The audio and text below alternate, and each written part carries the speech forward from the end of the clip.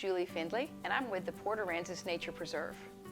Now, I'm an avid birder, but during this time when we need to be staying close to home, we decided to come up with a fun game that the whole family can play, and it's called Bird Beak Buffet.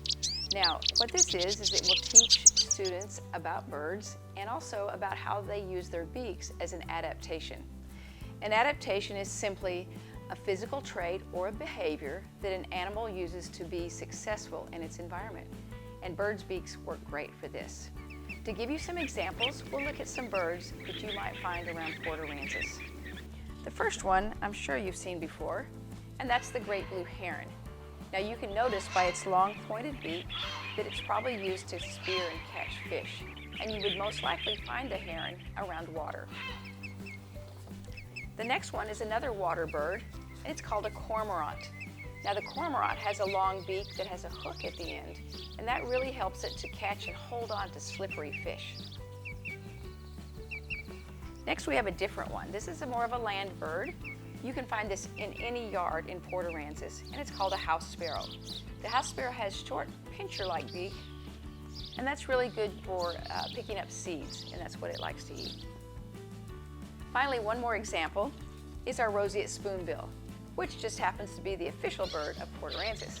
And it is unique in its spoon-shaped bill that has little bristles on the side, and that helps it catch small fish and crustaceans. So once again, another water bird. Now in this game, the object is to eat as much food as you can in as short a time as possible, and you'll be competing with the other people. So we have bird beaks, and this is represented by something like tweezers, or chopsticks, a clothespin, and a spoon, or even a spork. Now for the different food items, I picked out macaroni, lentils, or any small bean, pipe cleaners, push pins, beads, and straws. You can modify this activity however you want, so don't feel like you have to go to the store. Just see what you can find around the house, and that's what I did. To demonstrate Bird Beak Buffet, I have my helper Kate today, and she's going to use the tweezers for her bird beak, and I'm going to use my chopsticks. So what we'll do is we'll take our first food, which are the lentils, pour them onto a plate, and then when I set the timer for 30 seconds, we'll each try to pick up as much as we can and put it in our stomachs or our cups. So we'll be like little birds eating seeds. So lentils are kind of like a small bean to represent a seed. So what do you think, Kate? Who's going to do better? I think the tweezers. Why? Well, because they're slanted, so I think they're more like a bird beak. I guess you're right. Okay, setting the timer. On your mark, get ready, get set, go.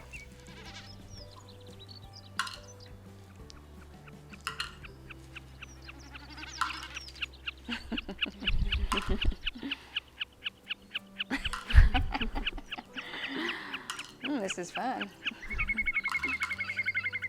I got one. So if this was a great blue heron beak, I can see why they don't like to eat lentils.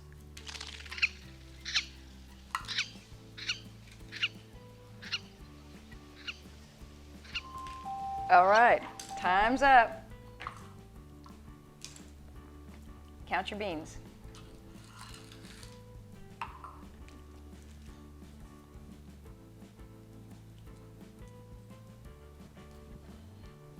So I got 10. 10. Oh boy, and I got 2.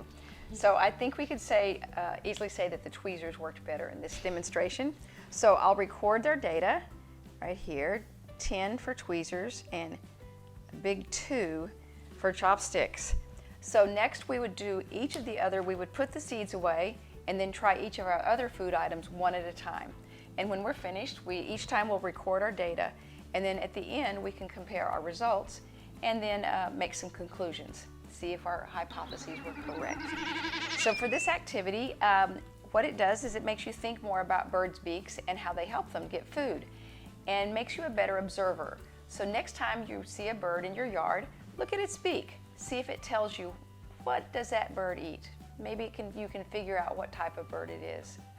So today I'd like to thank you for watching our video, and I want to thank my videographer, Isaiah Frizzell, and my helper, daughter, Kate Findley. And also in a few moments I'll show you the link to this video, to this activity, and it will give you the instruction sheet as well as data sheets, and 2 more links to a computer game, and also a page about birds and their beaks. Thank you and happy birding. Please join us for the next Teaching Tuesday, Sound Mapping, on May 12th, brought to you by the Oso Bay Wetlands Preserve. You can also watch any of our previous episodes.